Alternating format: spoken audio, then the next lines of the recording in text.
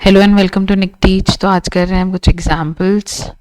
Chapter है circles और इसके कुछ एग्जाम्पल्स और थ्योरम्स हमने कर लिए थे। थ्योरम 9.9, 9.10 एंड 9.11 हमने लास्ट वीडियो में कर लिया है। अब हम स्टार्ट करेंगे, हमने सेकेंड एग्जाम्पल भी कर लिया था। अब हम स्टार्ट करेंगे example number 3, that is in figure 9.20 ABCD is a cyclic quadrilateral in which AC and B D are diagonals. A C और बी डी क्या है यहाँ पे, ये डायगनल्स, ओके। और ये हमारे पास जो है A B C D is a cyclic quadrilateral, मतलब अपोजिट एंगल्स क्या होता है, सप्लीमेंट्री होता है, ओके। और हमें यहाँ पे गिवन है कि angle D B C, angle D B C मतलब ये वाला एंगल है 55 डिग्री, ओके। और बी ए सी ये वाला एंगल है 45 डिग्री, ओके। और हमें बोला है फाइंड बी सी डी, तो बी सी डी मतलब ये वाला एंगल हमें फाइंड आउट करना है। तो यहां देखो, अगर ये वाला ट्राइंगल लें हम, ये वाला जो हमारे पास अगर ट्राइंगल है, इसमें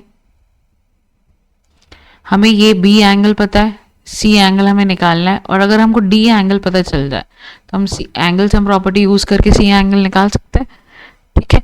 अब हम देखेंगे कि ये डी एंगल का हम पता कैसे करें, क्या डी और ए में कोई रिलेशन है। हम यहाँ पे पहले देखते हैं क्या डी और ए में कोई रिलेशन है। तो यहाँ देखो, this is the arc B C, okay.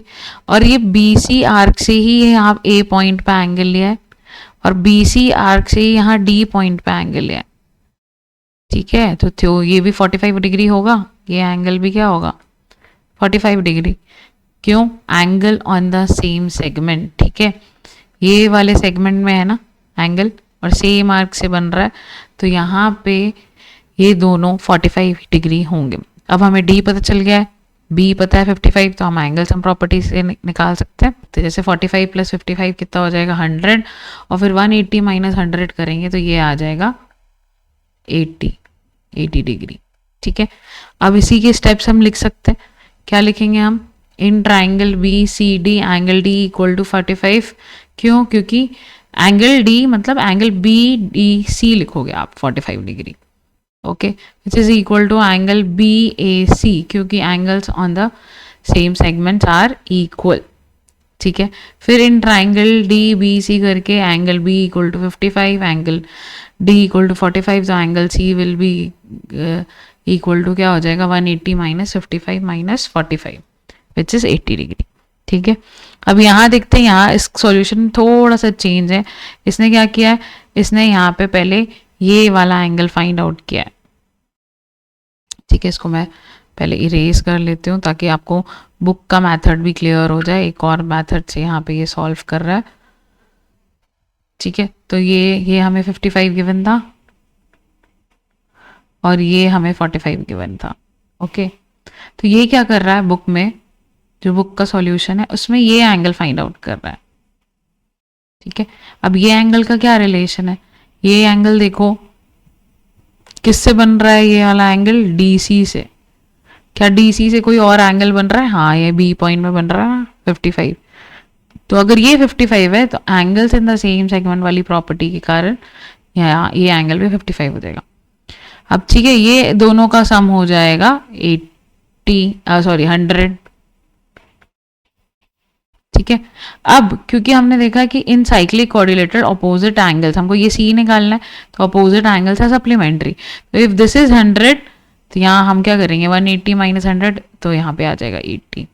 यही स्टेप्स यहाँ पे लिखे हैं, देखो यहाँ पे लास्ट में हम angle opposite angles of cyclic coordinated are supplementary use करके B C D find out किया है।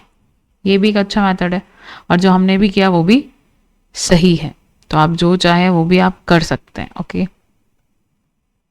देखते हैं next example, that is two circle intersect at 2 points A and B. दो सर्कल्स हैं यहाँ पे, आपको दिख रहे होंगे, जो कि ए और बी पे एक दूसरे के साथ इंटरसेक्ट कर रहे हैं।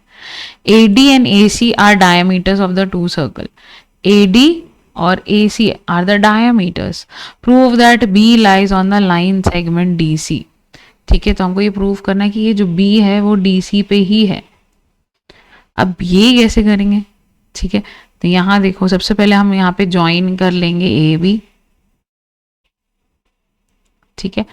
अब क्योंकि D, A and B all are on the circle, ठीक है, D जो है DA जो है वो डायमीटर है, तो एंगल, ये जो एंगल बनेगा DBA, ये क्या बनेगा 90 degree, angle in a semi circle 90 degree होता है। Similarly AC is also a diameter, और AC से B पॉइंट पे एक एंगल बन रहा है, तो ये भी क्या होगा 90 degree. Again same reason, angle in a semi circle 90 degree होगा। अब भाई ये दोनों 90 डिग्री हैं, तो ये ओवरऑल बना देंगे 180, 180 बनाएंगे, दैट मीन्स BC जो है वो पक्का एक लाइन है। अब इसी चीज को हमें लिखना है कि join AB, angle ABD is 90, angle ABC is 90, same reason, angle in the semi circle, दोनों को ऐड किया 180 डिग्री में रहा, therefore DBC is a line. Line कभी हमें मिलेगा जब एडजेसेंट एंगल्स 180 डिग्री बना रहे होंगे, ठीक है, that is B lies on the line segment DC, ठीक है। ऐसे ही हमें यहाँ पे प्रूफ करना है यहाँ पे। देखते हैं example 5, that is prove that the quadrilateral formed if possible by the internal angle bisectors of any quadrilateral is cyclic, ठीक है।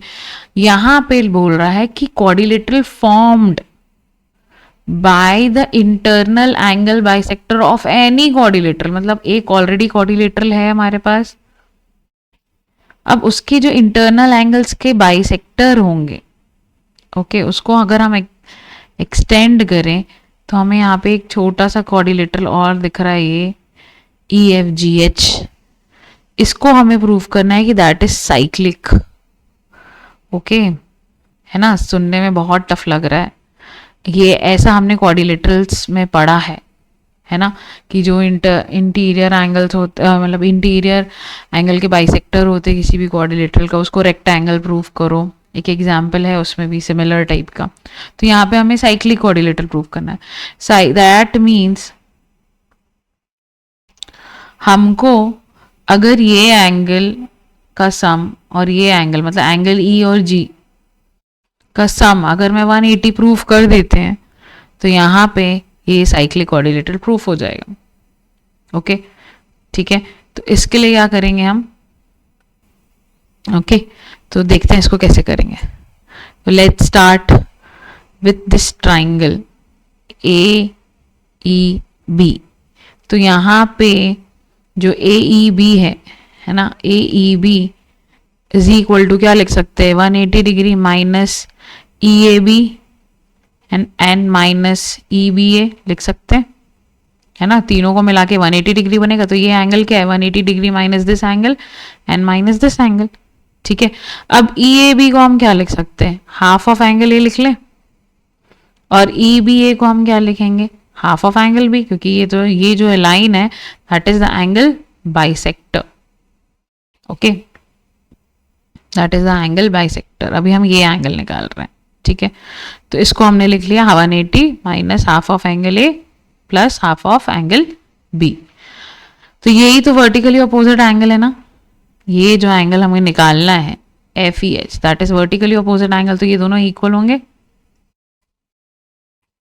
ओके। तो यहाँ हमने लिख लिया है कि FEH is equal to AEB। Similarly ये और ये इक्वल है, तो हम ये इनके टर्म्स में D और C के टर्म्स में लिखेंगे, तो क्या आ जाएगा 180 minus half of angle C minus half of angle D, ठीक है, और माइनस हाफ को कॉमन ले लेंगे तो angle C plus angle D हो जाएगा, ठीक है। अब इन दोनों को ऐड कर लेते हैं, इन दोनों को एंगल्स को ऐड कर लेते हैं, मतलब ये छोटे वाले क्वाड्रिलेटरल के अपोजिट एंगल्स को हम ऐड करते हैं, तो आएगा 180 माइनस हाफ ब्रैकेट में A plus B plus 180 minus half bracket में C प्लस D।